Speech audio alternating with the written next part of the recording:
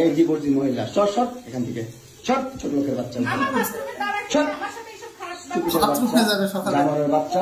দুইটা সংসার করতে পারছ না, কি সংসার করবি তুই? দুইটা ভালো পরিবারের সংসার করতে পারছ না, জানোয়ার কোথাকার। দুইটা ভালো ভালো ভালো পরিবারের সংসার করতে পারছ না, জানোয়ার কোথাকার।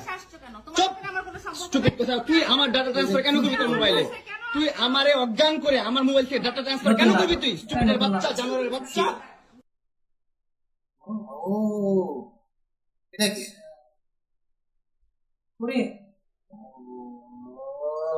আমার বাঁচার কোনো উপায় আমি দেখতেছি না। আমি কিভাবে বাঁচবো ভাই? আমাকে বাঁচতে দিচ্ছে না। আমি বাঁচতে চাই, আমি বাঁচতে চাই এই পৃথিবীতে। আমি মরে গেলে একমাত্র এই যে এই মহিলা দায়ী থাকবে, এই মহিলা। আপনারা দেখে রাখেন। আল্লাহ হাফেজ। তুই মরবি না, তুই মরবি না। এই দেখেন, এই দেখেন ব্ল্যাকমেল করছে কত। এই দেখেন হাত, দেখেন ওর হাত, দেখেন হাত কাইটা কাইটা কাইটা কাইটা। এই দেখেন চাকু, এই দেখেন, আমি দেখেন আপনাকে, এই দেখেন কোথায় চাকু রাখে। এই দেখেন ওর বাসায় চাকু রাখছে কোথায়, এই দেখেন। হ্যাঁ আল্লাহ, আমি ওর বাসায় আসছি। আল্লাহ, কখন আমাকে ওই এটা দিয়ে মারতো, কখন মারতো? এটা তোর বাসায়, এখানে চাকু ছিল। লাইভে দেখাইছে, লাইভে দেখাইছি। বাসায় থাকবে কিন্তু ওইখানে কেন থাকবে? ওইখানে কেন থাকবে? হ্যাঁ, ক্রিমিনাল, জানোয়ারের কোথাকার। এই যে চাকু নিয়ে আমাকে থ্রেট করে, ব্ল্যাকমেল করে, জানোয়ারের বাচ্চা। তোর মতো 50 বছর মহিলা বুড়িকে আমি দর্শন করছি, তোকে আমি অ্যাটেম্প্ট টু মার্ডার করতে চাইছি। তোরে কিভাবে? তুই দেখা আমাকে রেকর্ড দেখা। আদালত তো তোর গোলাম। তোর বাপ আর্মি ছিল, তুই আর তোর জামা দুইটা ভাতার আর্মি ছিল, তোর ভাই আর্মি। তোর টাকা পয়সা অডালা, যা মন চায় তা করতেছিস। আমরা তো গরিব পরিবারের সন্তান, আমাদের তো কোনো দাম নাই দুনিয়াতে। আমাদের জন্মটাই হচ্ছে ভুল। আমাদের জন্মটাই ভুল, বুঝছিস? এই দুনিয়াতে, এই যে আমাদের এই দুনিয়াতে জন্মটা নেওয়া হচ্ছে কতটা নির্লজ্জ, কতটা বেহায়া। রিল্যাক্স হয়ে শুয়ে, রিল্যাক্স হয়ে কথা বলতেছে, রিল্যাক্স হয়ে সব করতেছে। আমি কি করবো ভাই? আমার লাইফটা আমি কি করবো? আমি চাচ্ছি সুন্দর আমার লাইফটা, আমার লাইফে আমি আমি যদি মাদক আসক্ত হইয়াও থাকি, সেটা একমাত্র ওর পেরেশানিতে। ও আমাকে বাঁচতে দিচ্ছে না ভাই। আমি কিভাবে বাঁচবো? আমাকে বাঁচতে দিচ্ছে না ভাই। মেন্টালি এত প্রেশার দিচ্ছে, এত প্রেশার দিচ্ছে। ওর কাছে কখনো চাই আমি একটা টাকা। ও আমাকে হাইদা হাইদা এটা করছে, এটা করছে, এটা দিচ্ছে, সেটা দিচ্ছে, লোভ দেখায় দেখায় না, মোলা ঝুলাই আইন না। এই জায়গায় রাখছে ওর বাসা, এই জায়গায় ওর কাজের লোক, ওর বাপ মা, ওর 14 গোষ্ঠী সব এই জায়গায়। ওর কাজের লোকদেরকে ডেকে নিয়ে আসছে পিটানোর জন্য, আমাকে মারার জন্য।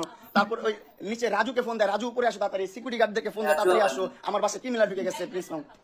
অবশ্যই কম, তোর অর্ধেকেরও কম আমার বয়স। 50 বছরের মহিলা, জঘন্য মহিলা।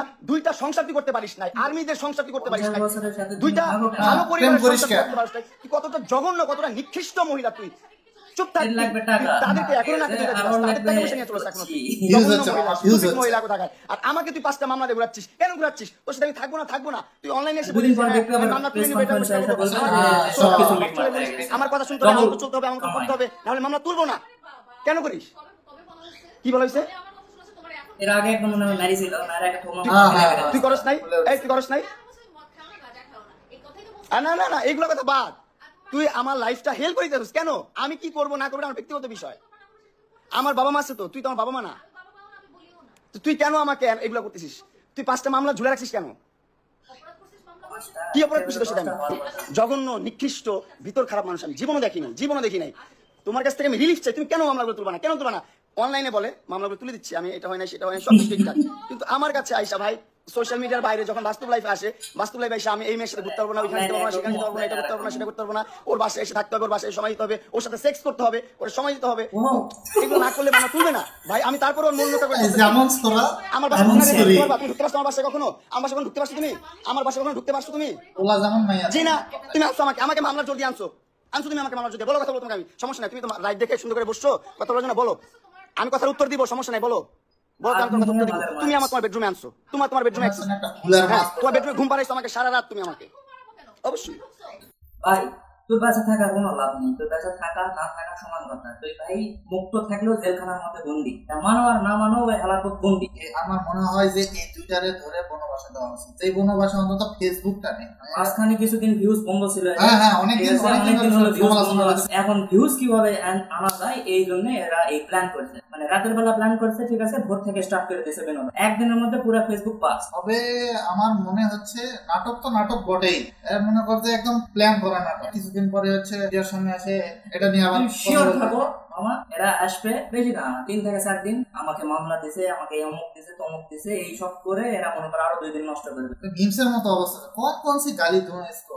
এদিকে ভারত পাকিস্তানের যুদ্ধ হচ্ছে, এদিকে এরা মনে করে যুদ্ধ শুরু করে দিছে ঘরের ভিতরে, ঠিক আছে? মামুন ঠিক আছে, এদিকেও গাছেরও খাবে, তলারও কুড়াবে।